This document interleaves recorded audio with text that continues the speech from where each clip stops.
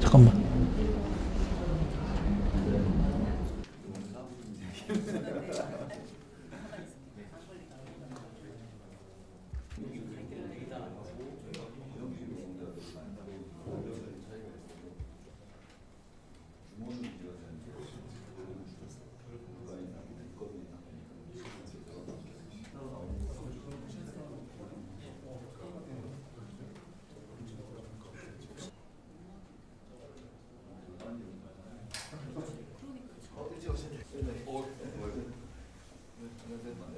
불러줘요. 아, 네. 제가 카메라 걸린다고 일어나지 말라고 그랬는데 카메라 걸린다 약속을 했어요. 네네, 그렇게 하겠습니다. 처음 만들었는데 기재부장관님 저를 보고 청년 포럼을 새로 만들었는데 새로 전립대 하는다고 해가지고 그런 여러 가지 우려하시는 거에 대해서 말씀드렸어요. 네, 제가 노동단체 한 번 갔는데 경제단체 9번째 갔습니다 지금. 네, 어렵고 한데 문항에서 비가 나와서 부담스러웠습니다.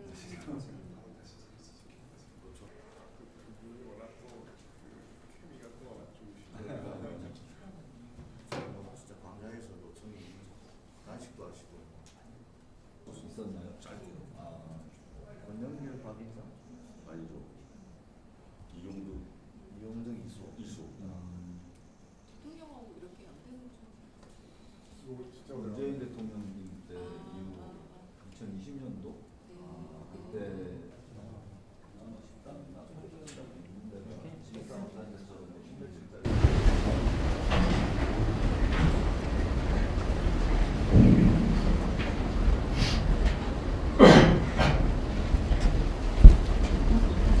어서 오십시오. 환영합니다. 네, 고맙습니다. 어서 오세요. 네. 사진 촬영 네, 딱딱하니까 손 한번 잡고. 상관은 안 잡고. 네, 치겠습니다. 자, 하나, 둘. 네, 환영합니다.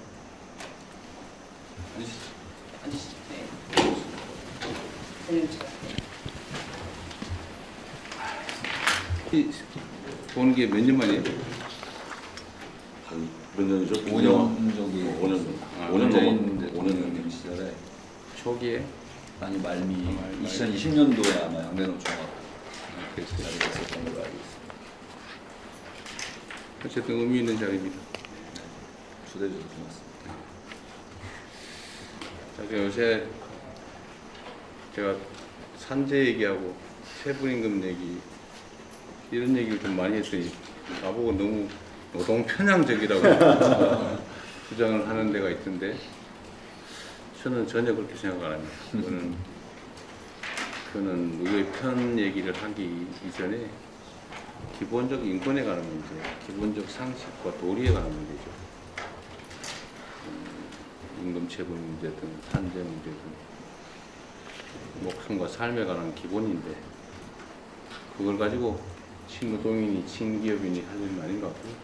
제가 오히려 요새는 기업인들 접촉이나 간담회를 너무 많이 하면서 노동자 조직은 한 번도 안 봐가지고 원래 문제 있는 사람들하고 자주 만나나? 오히려 공격적으로 나오시면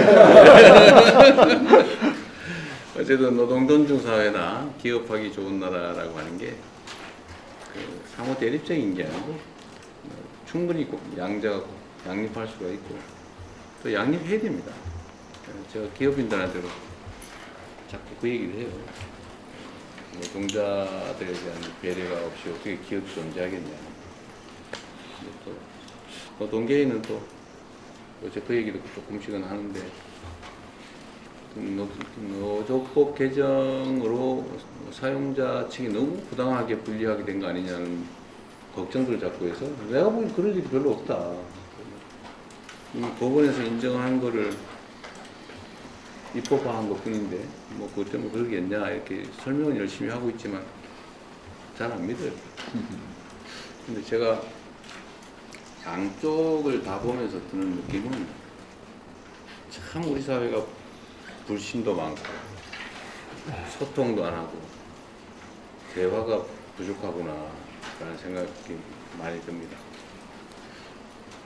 전에 그 반도체 연구개발직 52시간제 관련된 토론을 한번 해본 적이 있는데 눈앞에서 얘기를 해도 안 믿더라고요. 응? 그래서 제가 예로 이게 분명히 동그란데 한쪽은 세모라 그러고 한쪽은 네모라고 막 싸우고 있어요. 그래가지고 내가 동그란 걸 보여줬거든요. 안 믿어요.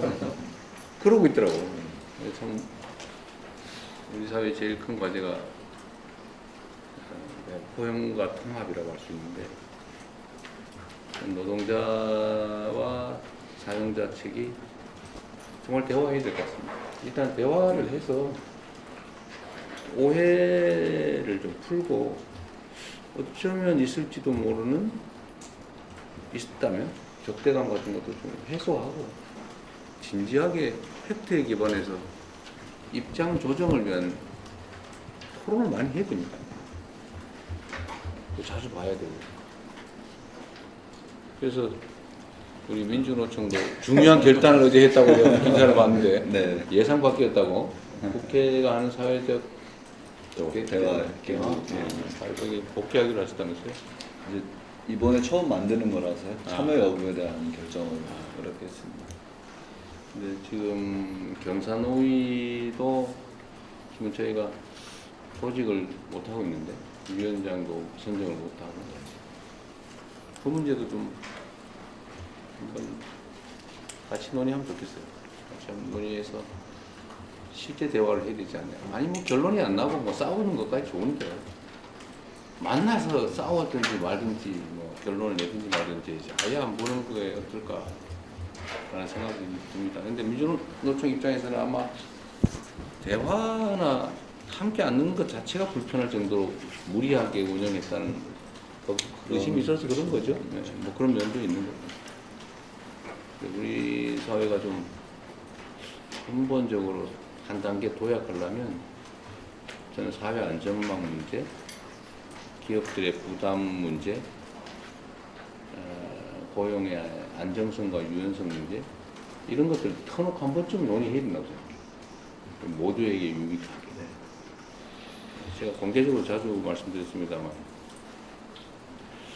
그러니까 기업 입장에서는 이제 정규직을 뽑고 안정적 일자리를 만들어 놓으면 다시는 이제 이걸 해결할 수 없다라고 하니까 절대로 정규직이나 안 뽑고 다 비정규직화하고 외주 주고 막 이러는 거예요. 그러니까 노동자 입장에서 보면 총량으로 보면 노동자 전체 입장에서 보면 좋은 일자리가 자꾸 사라져요. 다 비정규직화되고 하청화되고 외주화되고 그죠? 사회 전체가 불안정해지고 그러다 보니까 노동자들 입장에서는 해고는 죽음이다 이런 소리 할 수밖에 없는 상황이 되고 이 악순환이야 보니까 이걸 풀려면 대화하고 신뢰하고 조정해야 되는데 그 첫 출발이 마주 않는 거예요. 그리고 정부가 진짜 중립적으로 객관적으로 잘해야지. 정부가 한쪽 흔들고 한쪽 이용해 먹으려고 그러고 자꾸 누군가 뒤통수 때렸다는 느낌을 갖게 하면 안 해버리죠. 이용당한다 이런 생각하면. 그런 걸 새 정부에서는 좀 진지하게 우리 양대노총 위원장님들도 이해하시겠지만 저는 기업인들한테 가면은 친노동이라고 욕먹고요.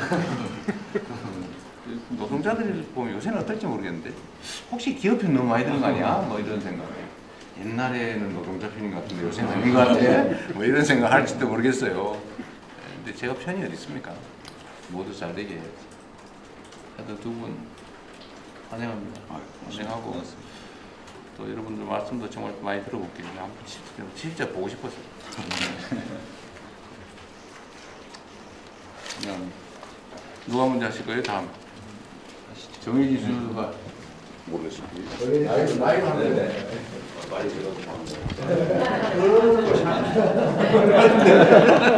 동방 A지국이니까. 국정을 책임지시느라고 굉장히 바쁜 일정에도 초대해 주셔가지고 감사드립니다. 대통령이 6월 4일 취임하시고 오늘이 석 달째 되는 날입니다. 짧은 기간이었지만은 노동자의 생명과 안전이 우리 사회의 가장 중요한 가치로 자리매김되었고 노조법 2, 3조를 통해서 헌법상의 권리가 현실이 되었습니다. 최근 한미 정상회담의 성공적인 개최에 이르기까지 대통령님의 헌신적인 국정 운영에 감사드립니다. 이제는 긴 안목으로 회복과 성장의 시대를 준비해야 할 때입니다. IMF 이후 30년간 한국 사회적 대화는 많은 성과와 한계를 축적해 왔습니다. 복합 위기와 거대한 전환을 극복하기 위해서는 경제 주체들의 과감한 결단에 기반한 대타협이 절실한 시기입니다. 한국노총은 이를 위해서 대통령님이 직접 각 경제 주체들을 모아서 일정 기간 동안의 수기 과정을 진행해 주시고 그 틀 안에서 사회적 대타협을 선언하자는 제안을 드립니다. 한국노총은 그 과정과 결정에 있어서 모든 사회적 책임을 다하겠습니다. 초고령 사회로 이미 진입한 한국 사회의 미래를 위해 65세 정년 연장은 단 하루도 늦출 수 없는 현실적 과제입니다. 이미 국회에서 민주당을 중심으로 노사정이 심도 있는 논의를 진행하고 있는 만큼 남은 하반기 동안에 입법에 이르는 성과를 낼 수 있도록 대통령실에 각별한 관심과 지원을 요청드립니다. 법정 정년 65세 연장은 주요한 국정의 과제이지만 한국노총은 현실적 여건을 고려해서 유연하게 협의에 임하겠습니다. 마지막으로 내년을 실질적 근로시간 단축의 역사적인 첫 해로 만들어보자는 제안입니다. 이를 위해서는 좀 더 과감한 주 4.5일제 시범사업의 도입이 필요합니다. 지불 능력이 부족한 기업들에게 지원금을 통해 노동시간 단축을 유도하는 것과 함께 병원이나 은행과 같이 노사 간 자율협약을 통해서 즉시 주 4.5일제 시행이 가능한 곳에 대해서는 정부가 나서서 최대한 권장하고 독려하는 역할을 해 주셔야 할 것 같습니다. 진짜 마지막입니다. 광장의 응원봉은 국민들에게 용기와 희망을 주었습니다. 이제 이재명 정부가 국민들의 삶이 구체적으로 변화하는 효능감을 줘야 할 때입니다. 대통령님께서 노동과 경제를 든든한 양날개로 삼는다면 대전환의 시기를 지혜롭게 이겨낼 수 있을 것이라 생각합니다. 한국노총도 그 길에 함께 하겠습니다. 초대해 주셔서 다시 한번 감사드립니다.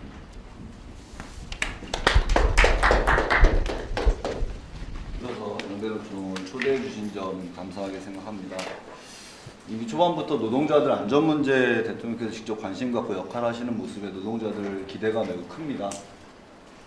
특고 플랫폼 노동자성을 담보하지는 못했지만 노조법 개정 과정에서 정부가 적극적인 역할을 해주셔서 20년 만에 노조법이 개정될 수 있었습니다. 민주노총은 이재명 정부의 성공을 바랍니다. 광장의 힘으로 정권은 교체되었지만 반성 없는 내란 세력은 여전히 활개를 치고 있고 제1야당으로 여전히 건재하기도 합니다. 청년들은 일자리가 없고 노년층은 빈곤에 시달리고 노동자들은 산업재해로 쓰러지고 비정규직으로 고통받는 지금입니다. 이 정부가 성공하려면 광장에서 함께 외쳤던 것처럼 적폐 세력 청산과 사회대 개혁으로 흔들림 없이 전진하는 것이 필요하다고 생각합니다. 국민 주권 정부를 표방한 만큼 노동 주권도 보장했으면 좋겠습니다. 5인 미만 사업장 노동자들도 법의 보호를 받을 수 있어야 하고 특수고용 플랫폼 노동자도 예외 없이 노조할 권리가 튼튼히 보장될 수 있도록 그래서 스스로의 안전과 삶을 지킬 수 있도록 했으면 합니다. 원청 교섭과 초기업 교섭을 통해서 노동시장 이중구조와 양극화를 해소하고 노동 3권이 누구에게나 온전히 부여되어야 우리 사회의 근본적 변화가 가능할 수 있다고 생각합니다. 우리 경제와 노동자의 삶을 지키기 위해서 민주노총은 계속 싸울 것입니다. 트럼프 정부의 관세 폭탄과 대미 투자 강요는 우리 경제 전망을 어둡게 하고 있습니다. 자동차나 조선, 철강과 같은 핵심 산업들이 미국으로 빠져나가면 노동자는 일자리를 잃을 수밖에 없습니다. 국방비나 방위비를 인상하면 한정된 재원 속에서 복지 예산이 축소될까 걱정스럽기도 합니다. 정부가 우리 국민과 노동자를 지키는 당당한 외교에 나서기를 요청드립니다. 트럼프의 페이스메이커가 아니라 노동자 서민의 행복메이커가 되시면 좋겠다라는 바람입니다. 기후위기와 불평등 노동 문제를 해결하기 위해서 전면적인 노정교섭을 제안합니다. 정부는 국정과제 많은 영역에서 사회적 대화를 강조하고 있습니다. 그간의 사회적 대화는 정부의 입장을 관철하거나 정당화하기 위한 수단으로 전락하면서 제 기능을 하지 못했던 측면이 있습니다. 노정교섭을 통해서 노정 간의 신뢰를 회복하고 구축하고 대화의 효용성을 확인하는 것이 선행되어야 한다고 생각합니다. 민주노총은 어제 국회 사회적 대화에 참여를 결정했습니다. 쉽지 않은 결정이었습니다. 그러나 그런 판단을 한 것은 정부와 노동자들 간의 대화를 통해서 신뢰를 구축하고 새로운 노정관계 형성을 만들기 위한 첫 걸음이라고 생각을 합니다. 오늘 이 자리가 바쁜 시간 내주셔서 감사합니다. 그리고 오늘의 이 자리가 정부와 민주노총이 지금의 다중의 위기를 해결하기 위해서 지혜를 모으는 첫 시작이 되었으면 하는 바람입니다. 초대해 주셔서 고맙습니다.